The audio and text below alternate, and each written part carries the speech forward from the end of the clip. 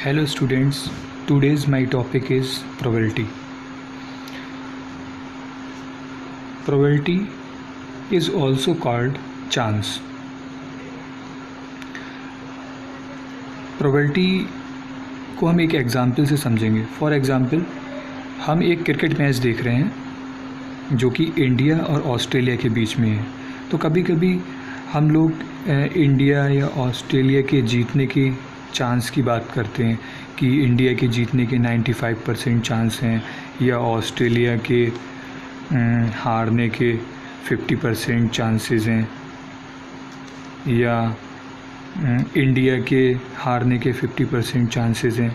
तो ये जो चांस हैं ये चांस प्रोबेबिलिटी ही होता है.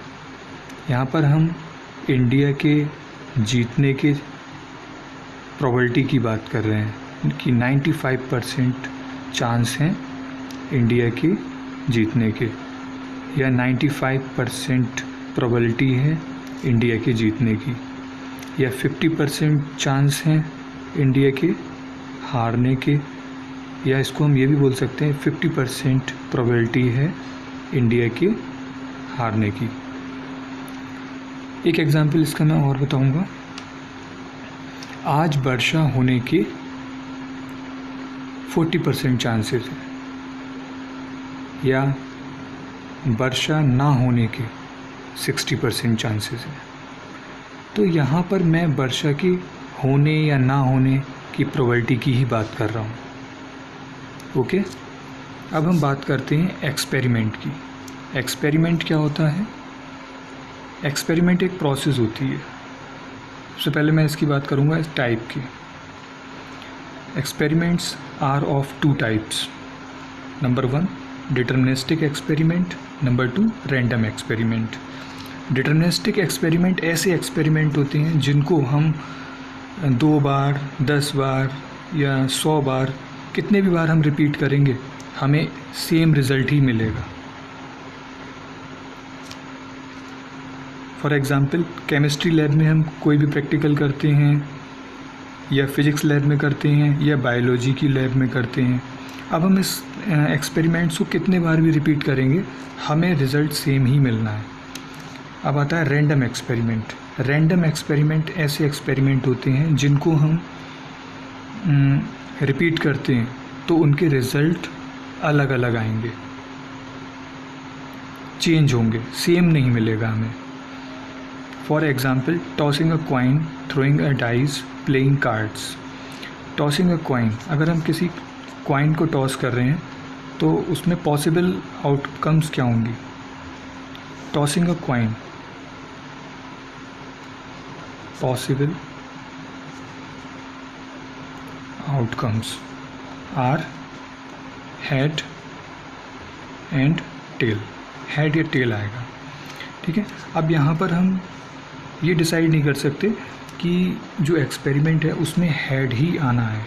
श्योर नहीं है. यहाँ पर हेड भी हो सकता है, टेल भी हो सकता है, इसलिए ये रैंडम एक्सपेरिमेंट में काउंट होगा. अब आता है थ्रोइंग अ डाइस. जब हम डाइस को थ्रो करते हैं तो उसमें पॉसिबल आउटकम्स आर 1 2 3 4 5 6. ये इसकी पॉसिबल आउटकम्स हैं.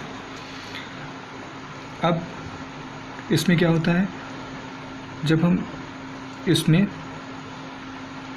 डाइस को थ्रो करते हैं तो उसके अपर फेस पर या तो 1 आएगा या 2 आएगा या 3 आएगा या 4 आएगा या 5 आएगा या 6 आएगा. ऐसा नहीं होगा कि उसमें 1 ही आ रहा है. यानी कि जब हम एक्सपेरिमेंट को रिपीट करेंगे तो वो चेंज होगा, चेंजेबल है, सेम रिज़ल्ट नहीं मिलेगा.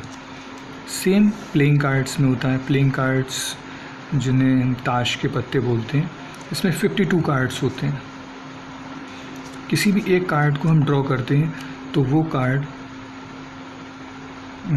डिफरेंट ही होगा क्योंकि 52 cards all are different in the pack.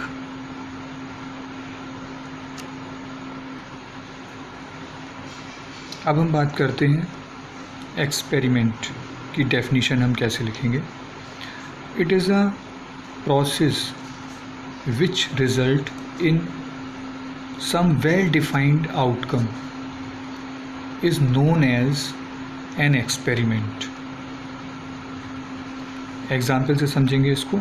When a coin is tossed, we shall be getting either a head or a tail.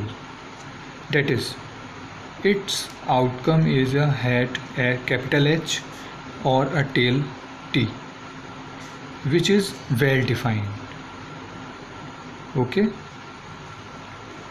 Second example है, when a dice is thrown, the possible outcomes are 1, 2, 3, 4, 5 and 6, which are also well defined. So it is the example of experiment. अब बात करते हैं random experiment की. Random experiment क्या होता है? Random experiment means all the outcomes of the experiment are known in advance. जैसा कि मैंने अभी पीछे एग्जाम्पल बताया था कि एक डाइस को थ्रो करते हैं तो उसमें पॉसिबल आउटकम्स 1, 2, 3, 4, 5 एंड 6 जो हमें पता है. But any specific outcome of the experiment is not known in advance. लेकिन हमें यहाँ पर ये नहीं श्योर है कि कौन सा आउटकम अपर फेस पर आएगा किसी डाइस को थ्रो करने पर. Example, throwing a dice is a random experiment because we know in advance that there are 6 possible outcomes of the experiment, that is 1, 2, 3, 4, 5 and 6. But it is not possible to know which of these 6 number will finally be the result. Okay. अब बात करते हैं experiment की, event की. An event and outcomes of the random experiment is called an event.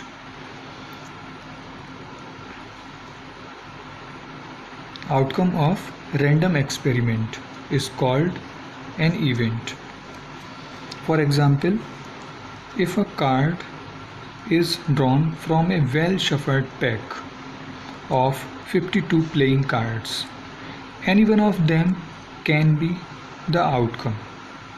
So these are 52 events of the random experiment of drawing a card from a pack of 52 playing cards. Okay. इसको हम एक simple example से समझेंगे. Second example है, tossing a coin. Then possible outcomes are head and tail. ये जो outcomes हैं इसकी, हेड और टेल, इसी को हम इवेंट बोलते हैं. There are 2 event when tossing a coin. अब हम बात करते हैं सैम्पल स्पेस की. सैम्पल स्पेस क्या होता है? The set of all possible outcomes of an experiment is called sample space and is denoted by capital letter capital S. For example, when a coin and a dice are tossed together, then sample space are H,1, H,2, H,3, H,4 and so on.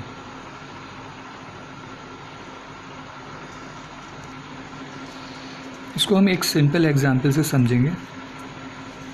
What is the sample space when tossing a coin? एक coin को toss कर रहे हैं तो sample space क्या होगा? Possible outcomes हो गई हेड, टेल. इसके सेट को हम सैम्पल स्पेस बोलते हैं, एस से रिप्रेजेंट करते हैं. अब आता है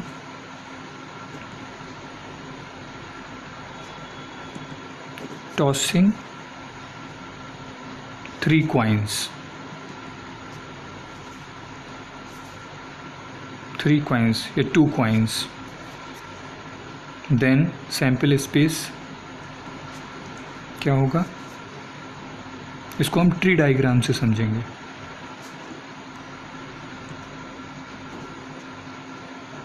ट्री डायग्राम क्या होता है, जब हम कॉइन को एक बार टॉस करेंगे तो उससे हमें क्या मिलेगा, या हेड मिलेगा या टेल मिलेगा।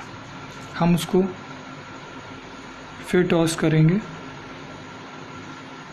तो वहाँ से हमें हेड मिलेगा या टेल मिलेगा। इसको यहाँ पर हम टेल ले सकते हैं और यहाँ पर हेड, ऐसा कोई फ़र्क नहीं पड़ता है। फिर इसको फिर से हमने टॉस किया तो हमें हेड मिलेगा या टेल मिलेगा। तो इसके अकॉर्डिंग हम बता सकते हैं sample space S equal to H H.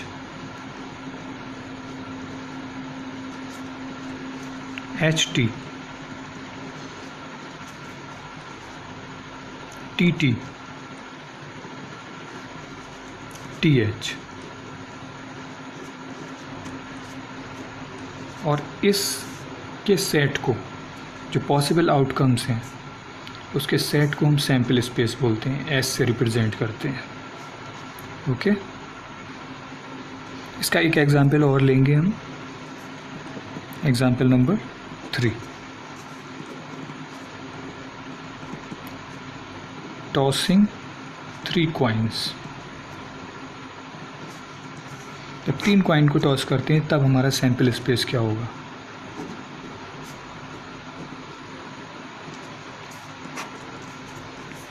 Tree diagram बनाएंगे हम इसका।